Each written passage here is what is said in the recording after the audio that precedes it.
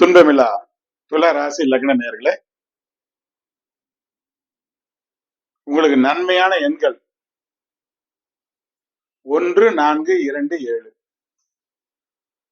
இந்த 4 எண்ணம் உங்களுக்கு ரொம்ப சாதகமா இருக்கும். 1, 4, 2, 7. இதுல டெக்ஸ்ட்லயும் போட்டிருப்பேன். நீங்க கவனமா இருக்க வேண்டிய எண் என்ன? 3, 5, 6, 8, 9. இந்த எண்கள்ல வந்து நீங்க கவனமா இருக்கணும்.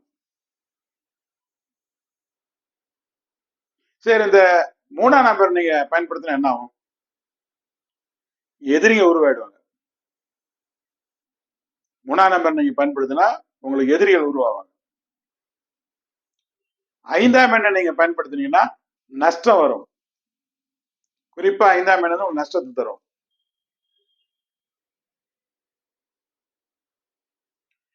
6ஆம் எண்ணை பயன்படுத்தினீங்கன்னா உங்க எதிரிக்கு தான் லாபம். அதுல எதிரி உருவாவாங்க 3ஆம் நம்பர்ல. 6ஆம் நம்பர்ல எதிரிக்கு லாபம். அவரு உங்க லக்னாதிபதியா இருந்தாலும் அவரே 8ஆம் அதிபதியா வராருல. பாவங்களும் ரொம்ப முக்கியம்.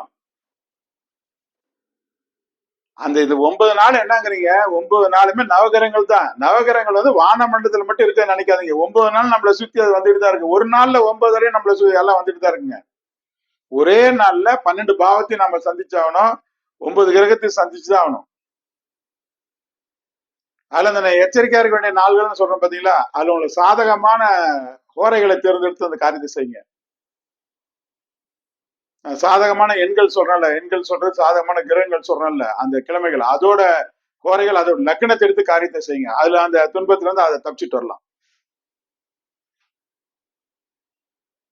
ஆனா அதே சாதகமான நாட்கள்ல உங்களுக்கு எதிரடியான கோரைகள் நீங்க செஞ்சாலும் அங்க பெரிய தீமை வராது. நீங்க கவனமா இருக்க வேண்டிய நாட்கள்ல உங்களுக்கு சாதகமான கோரைகளை தேர்ந்தெடுத்து நீங்க செய்ய பிறகு எல்லாத்துலயும் வெற்றி கிடைக்கும். அது மாதிரி இந்த 6ஆம் நம்பர் உங்க லக்னாதிபதியா இருந்தாலும் அவரே 8ஆம் அதிபதியா இருக்கிறதுனால உங்க எதிரிக்கு லாபம். 8ங்கிறது 7க்கு 2ஆம் இடம். உங்க பணம் இன்னொருத்தர் கைக்கு போறது.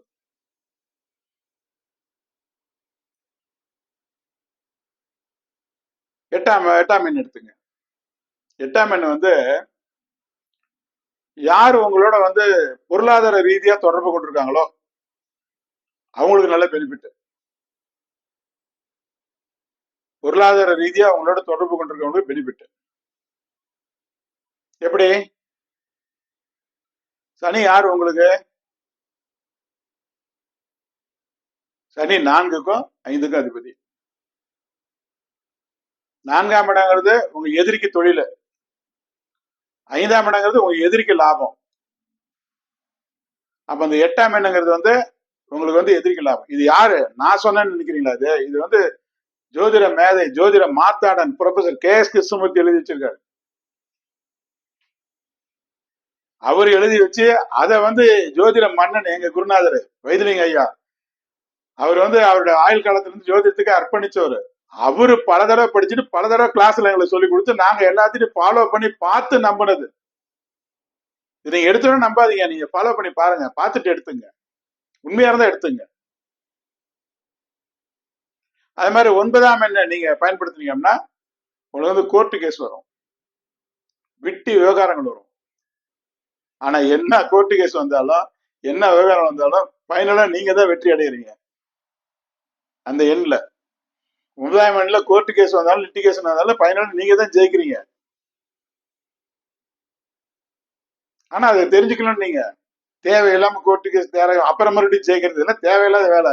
அதனால அந்த அந்த 9ஆம் நம்பர் வருதுன்னா 9ஆம் நம்பர் ஒருத்தர் வராரு, 9ஆம் நம்பர் சூழ்நிலை உங்களுக்கு வந்து ஒரு இது வருது அப்படின்னா, இது வந்து கோர்ட்டு கேஸ் சம்பந்தம் லிட்டிகேஷன் வராத மாதிரி எப்படி பேசணுமோ, வராத மாதிரி எப்படி செயல்படணுமோ அந்த மாதிரி செயல்படணும்பா அப்படின்னு செயல்பட்டா அதுக்கு தான் அதை பயன்படுத்தி, அதுக்கு தான் அந்த நிகழ்ச்சி. விழிப்புணர்வு தான் பரிகாரம்.